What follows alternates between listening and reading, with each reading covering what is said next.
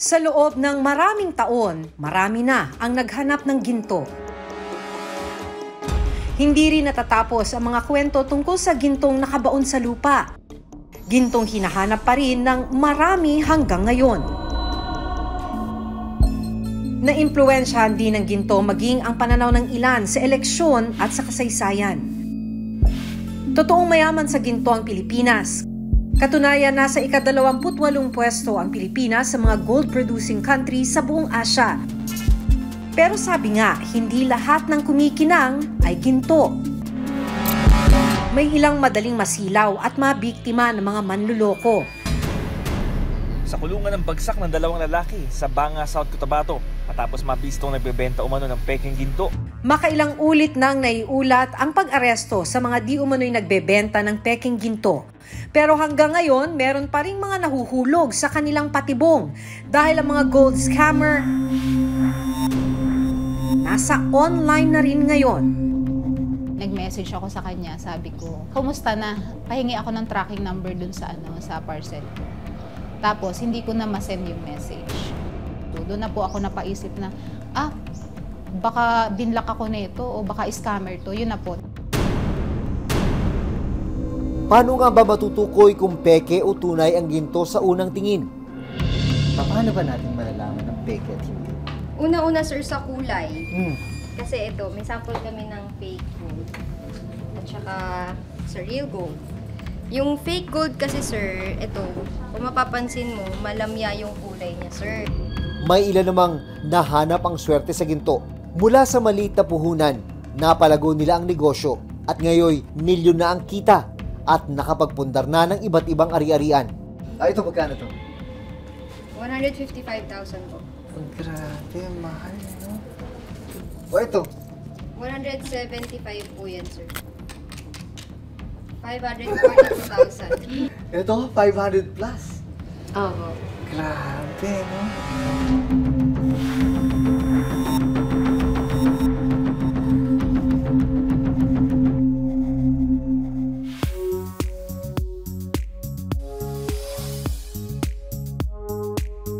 May mga lehitimong negosyante na nahanap ang swerte sa pagbibenta ng ginto.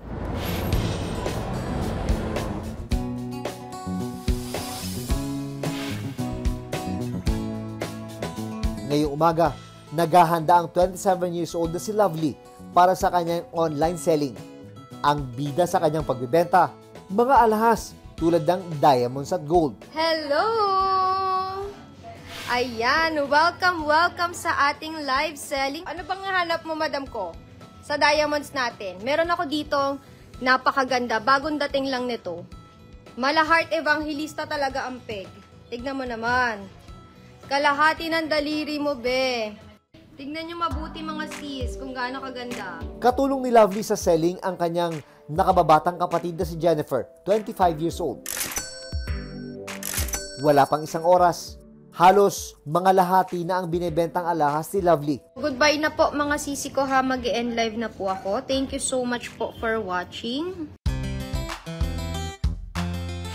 Nandito kami ngayon sa isang kilalang jewelry shop dito sa Makati City. Nasa 5 taon na ang ganitong klaseng negosyo. Ang may-ari, si Jen, saka si Lovely, magkapatid po sila. Kwento ng magkapatid, 2018 na magsimula sila sa magbibenta ng ginto. Ang una raw nilang ibinenta, isang pirasong gold necklace. Pinaikot daw nila ang tubong kinita at bumili ng bagong alahas. Dito na unti-unting dumami ang kanilang kliyente. Ang gaganda naman ng alahas nyo dyan. Ano ba pinakamahal dyan? Ito po. Necklace? Apo. Necklace po. Gaano kabigat to? 175 grams po. Ito yung bracelet niya, nasa 50 grams. Terno dapat yan? Terno dapat, sir. Pero pwedeng pero pwedeng benta na magkahiwalay. Opo, pwede po. Tapos ito, magkano to? 155,000 po. Ang grabe, mahal, no? O ito? 542,000. Ito, 500 plus. Opo. Ano bang nakukuha ng mga bumibili? Sabi nyo kanina mga fashion statement, di ba? Pero ano pa bang pwedeng makuha sa ginto? Small time investment siya. Hindi katulad ng pagbibili ka ng lupa, bibili ka ng mga properties. Malaki yung kailangan mo para mag-invest. Unlike sa mga gold kasi, worth 3,000 pesos lang, 5,000 pesos, investment na rin siya. Kasi after 2 years, 3 years, pag sinangla mo, mas mataas na yung value kung magkano mo siya nabili, na-acquire. Pagdating ng panahon at kailangan mo nagipit ka, eto yun. Yan Yes, talaga yun, sir. Ang ginto talaga. Oo, Yes, sir. Quick as one stop, sir. Pera kagad yan, sir. Noong nagsimula ang pandemic, mas lalo pa raw lumakas ang benta nila ng ginto. Dahil bumili sa inyo? Lumabas ang mga pera. Nag-triple talaga lahat ng mga orders namin ng gold. Mas naging wise sila sa pamimili. Hindi lang pang fashion investment. Pero hindi naging madali ang pinagdaanan nila. Dating hotel at casino staff si Lovely at kumikita ng 30,000 pesos kada buwan noon. Dahil breadwinner ng pamilya, halos lahat ng kita niya napupunta sa kanilang pangangailangan. Nag-struggle talaga kami nung college days namin. Kami yung nagsusupport sa sarili namin. Dahil sa kanilang jewelry shop, nakapagpundar na siya ng 2 bahay, mga apartment at mga sasakyan.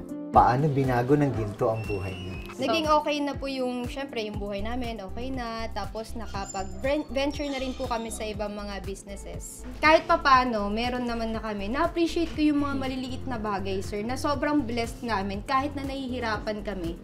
Wala kaming karapatan umangal. Ayan, yes! Puro mga diamonds po muna tayo. Pero tulad ng ibang online seller, maging sila na biktima ng mga scammer. Ang isang scammer, ginagaya raw mismo ang kanilang Facebook page. Yung unang scam sa amin is fake payment. Nagbayad po sa amin si client. Old buyer na siya, sir. Nagbayad sa Kaya ka amin nagtiwala? Yes, sir. Hindi pala totoo yung Payment. payment niya. Yes, sir. Tapos, hindi na rin Dinoktor namin, yung ano. Opo, hindi na rin namin siya malocate, hindi na rin po namin ma-report sa police. Since online po siya, mahirap na po talagang hanapin.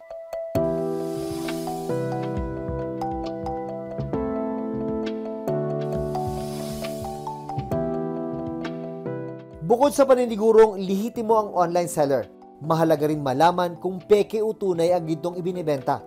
Matutukoy ba ang pagkakaiba? Ipinaliwanag yan sa amin ng jewelry owner na sina Jen at Lovely. Paano ba natin malalaman ng peke at hindi? Una-una, sir, sa kulay. Kasi ito, may sample kami ng fake gold. At saka sa real gold. Yung fake gold kasi, sir, ito, malamya yung kulay niya, sir. Mapusyaw, parang mapusyaw, ganun, mapusyaw. Oo. So, kahit ipalinis mo yan, sir, hindi siya kikinang katulad ng gold. Ang gold po kasi, pagka nag-lighten yung ano niya, yung kinang niya, pag pinalinis mo, babalik uli siya sa kinang. Unlike yung mga ganito, sir, medyo faded yung color niya. Tsaka, sir, syempre, may merong stamp, may markings. Kapag 18 karat po kasi, 750 yung kadalasan na nakalagay.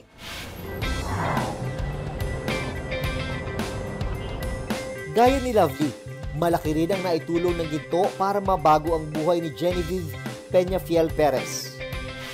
Customized gold accessories ang bestseller niya. Tulad ng kwintas, pendant, bracelet at singsing. Mabibili ito mula 10,000 pesos hanggang 50,000 pesos. 2021 lang nang sinimula ni Genevieve ang kanyang gold business. Dati siyang healthcare worker sa isang private clinic sa Mindanao. Nag-start akong mag-sell ng apparel, ganon, tumbler, online. Nagka-pandemic, nagsanla ako ng jewelry. Na-realize ko ang value ng gold. Happy client feedback of the day. Thank you so much. Ang ganda po namin. At dahil sa kanyang jewelry business, nakapagpagawa na siya ng bahay at nakabili ng sasakyan. Malaki talaga siya kapag nagsipag ka lang sa marketing, na ma-prove mo yung value and legitimacy ng tinitinda mo. And then, yung time and location freedom, since online lang po yung business ko, I get to work anywhere.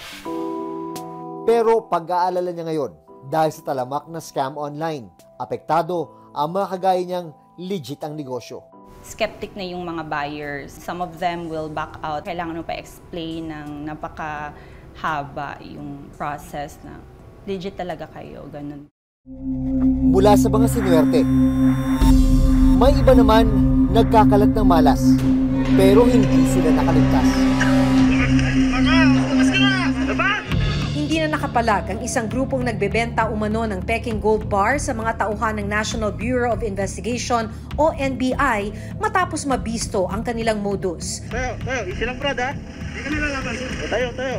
Na-recover sa grupo ang isang Peking Gold Bar at isang Peking tipak ng ginto sa entrapment operation sa Rizal. Ayon sa NBI, inaalok ng mga suspect ang ginto online at sasabihing mula ito sa minahan sa Mindanao. Para makumbinse, unang magpapakita raw ng totoong gold powder ang grupo. Pero kalaunan, peke pa lang ibibigay nila sa kliyente. Noong 2020, ang isang gold trader natangayan ng 5.75 million pesos ng isang supplier na scammer pala. Sa pagsisiyasat ng Reporter's Notebook sa ilang online pages, ilang biktima ng gold scammer ang aming nahanap. Dahil sa taas ng value ng ginto, marami ang nahuhumaling dito. At kapag may nag-alok ng ginto, lalo na't sa murang halaga, sino nga ba ang hindi kakagat? 2020 na magka-interes sa ginto si Russell Recla, 30 years old. Ang diskarte ni Russell, bibili ng gintong alahas sa supplier at pagkatapos ay ibibenta online. Nakahanap nga ako ng legitimate supplier noon. Nagpo-post ako tapos nagpapautang lang rin sa mga kakilala. Nitong October 2022, nahikayat siyang bumili ng alahas sa isang page na nakita online. The page seems very legitimate kasi they have parang 53,000 likers, followers, and then makikita mo talaga sa mga bawat post nila may mga nagle-like. Nag-order si Russell ng isang customized necklace at 5 pendant. Sa kabuuan, nagkakahalaga ang mga ito ng 15,400 pesos. Ito, para sa anak ko sana, letter H kasi ang pangalan niya Heras Snow. Sabi ni Russell, agad niyang ipinadala ang bayad sa pamamagitan ng money transfer. Pero kinagabihan, hindi na raw sumagot ang seller. Sabi nung seller, i-contact nila ako within 3 to 5 business days for the shipping. Tapos, napansin ko na hindi na ako nakakapag-send ng message sa kanila. Yung pala, binlock na nila ako. Naipon daw ni Russell ang nawalang pera sa loob ng 6 na buwan. Magagamit na rin sana niya para sa mga pangangailangan ng 3 anak. Naku, napakabigat nun. Kasi yun din ay galing sa mga napagbentahan ko rin. Bilang isang ina I have 3 kids. 15,400 is napakalaking pera na para sa mga anak ko. Para masupport ko yung needs nila. Matapos i-block ng Facebook ang scammer, dito na niya nalaman na hindi siya nag-iisang naloko online. So, nag-post ako dun sa page na yun, kung saan marami ding na-scam. So, gumawa ako ng group chat namin. Biruin mo, within that week, 200,000 yung na-scam nila sa iba't ibang tao na hindi naman nila pinaghirapan. Ginusto sana ni Russell na magsampa ng reklamo laban sa seller. Pero hindi raw naging madali ang pagsasampa ng kaso. Kinolate namin lahat ng information ng mga na-scam din nila, and then yung mga resibo, and yung friend ko, pina-affidavit niya. Ang hirap lang dito kasi sa Pilipinas, kapag nag-report ka ng online scamming, dun kami tunuro sa Camp Crame. Which is, di ko talaga alam kung saan yun. Inalam namin sa tanggapan ng Anti-Cybercrime Group ng PNP kung saan nga ba pupunta para magreklamo sakaling maging biktima ng online scammer. So they can actually come to us dito sa office natin, PNP Anti-Cybercrime Group, located inside Camp Crame, Quezon City. Basically, right now, we are trying to cascade to the local police stations that they too can handle itong mga cases involving yung mga ganyan, fake online sellers. Because this would fall under Article 315, which is swindling estafa. Ayon sa pulis, hirap din silang matukoy ang kinaroroonan ng mga scammer online. As to the tracing, ang nagiging problema natin dyan is because of the anonymity of the internet. Because anybody can be anyone, can be anybody on the net. Dahil nawala ng puhunan, tumigil muna sa pagbebenta ng alahas si Russell. Puhunan yun, pero dahil nga na-scam nila, and na-scam na nila, wala na rin akong magagawa. Sobrang bigat ng pakiramdam ko.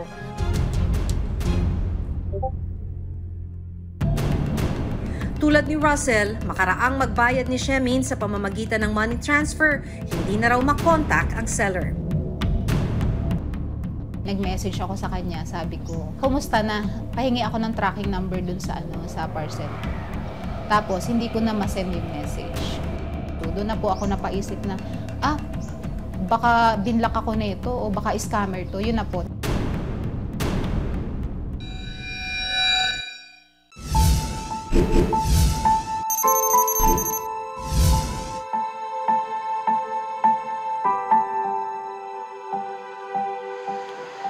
Taong 2020 nang mahilig ding bumili ng gintong alahas, si Shemin Cosare, 33 years old. Bumibili raw siya ng ginto bilang personal investment. Sabi nga nila, pagdating ng panahon, lumalaki yung value ng gold. Dati ay nakakabili siya ng ginto sa Ongpin sa Binondo, Maynila. Pero dahil sa pandemic, sinubukan niyang bumili online. So nakita ko lang po yung page na yon na naka-sponsored po sila eh. Nakita ko naman, ang dami nilang followers, parang nasa 15,000, aabot na ng 16,000 nung time na yon. Isang kwintas ang in-order ni Shemin sa online seller. Dahil binigyan daw siya ng malaking discount, idagdag pa ang alok na free shipping ng kwintas. Mas nahikayat si Shemin na bumili. Nasa 17,000 yung pinresyo nila. Hanggang, syempre, tumatawad, natural lang naman. Tumawad ako. Pumayag daw yung boss niya. Tulad ni Russell, makaraang magbayad ni Shemin sa pamamagitan ng money transfer, hindi na raw makontak ang seller. Yung 23, nag-message ako sa kanya, sabi ko, kumusta na? Pahingi ako ng tracking number dun sa parcel ko. Tapos, hindi ko na ma-send yung message. Doon na po ako napaisip na, baka binlock ako na ito o baka scammer to. Yun na po. Laking paghihinayang ni Shemin sa perang nakuha sa kanya ng online scammer. Na-stress talaga ako kasi syempre 14,700. Malaki na din yun. Kung syempre pag magbabakasyon kami noon, naisip ko pang panghanda na to dito. Kasamang ibang mga nabiktima, nagpa siya si Shemin na magsampa ng reklamo. Then ang sabi nila sa akin is i-invite na lang daw nila ako as witness. Kasi na-i-file na nila, din kami doon na isa din kami sa mga na-scam. Sa datos na nakuha ng Reporter's Notebook sa Anti-Cybercrime Group ng Philippine National Police o PNP, nasa 106 ang bilang ng mga nabiktima personal at online ng mga gold scammer. Pero nasa 3 lang ang nagtutuloy ng kaso. As long as the victim is willing to file a complaint, regardless of the amount, kinikater naman natin yan. Kaya lang, minsan kasi from time to time, meron tayong mga cases na minsan, halimbawa, naloko sila ng 500. So yung mga victim, it's not that we do not cater to them, except sila na rin yung ayaw because of the hassle na pupunta pa, pipila. Huwag basta maniwala sa mga bulaklak na pananalita ng mga nag-aalok ng ginto. Suriing mabuti at kumonsulta sa eksperto sa ginto. At sakaling maloko at mabentahan ng peking ginto. Ang sellers kasi both online and offline, ano naman yan, iisa lang naman yung batas na dapat nilang sundin, dapat rehistrado sila. That's the first thing na kailangan rin natin tingnan as consumers naman. Not only a violation of the Consumer Act, pero criminal pa rin yun. Kasi kung meron kang fraudulent misrepresentation, it's a crime under the revised penal code.